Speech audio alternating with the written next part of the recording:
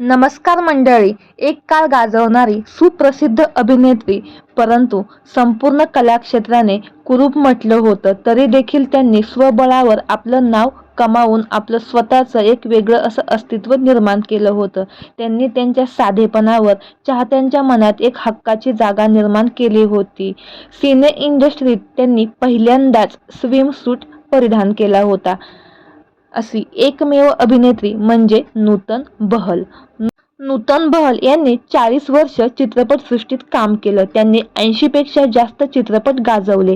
त्यांना 5 Filmfare awards मिळाले होते. तसेच मिस इंडियाचा किताबही त्यांनी पटकावला होता. त्यांना पद्मश्री पुरस्कारही मिळाला होता. त्यांनी दिल्ली का ठग या चित्रपटात पहिल्यांदाच स्विमसूट घातला होता.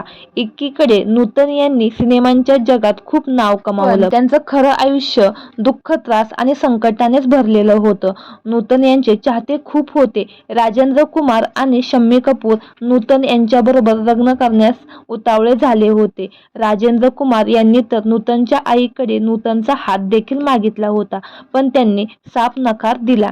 पुढे नूतन यांनी रजनीश बहल यांच्याबरोबर लग्नगाठ बांधली. ते भारतीय नौदलात कमांडर होते. नूतन यांना एक मुलगा देखील आहे. त्याचं नाव मोहनीश बहल असं आहे. मोहनीश हा देखील एक सुप्रसिद्ध कलाकार आहे. त्यांनी खलनायक आणि नायकाच्या भूमिका उत्तम साकारल्या आहेत.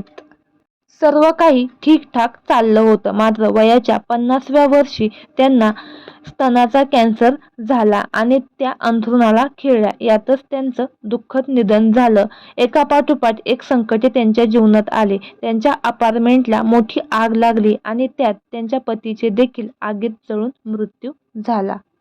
तर मंडळी, तुम्हाला नूतन बहल यांचा कुठला चित्रपट जास्त आवडतो हे आम्हाला कमेंट बॉक्समध्ये नक्की कळवा.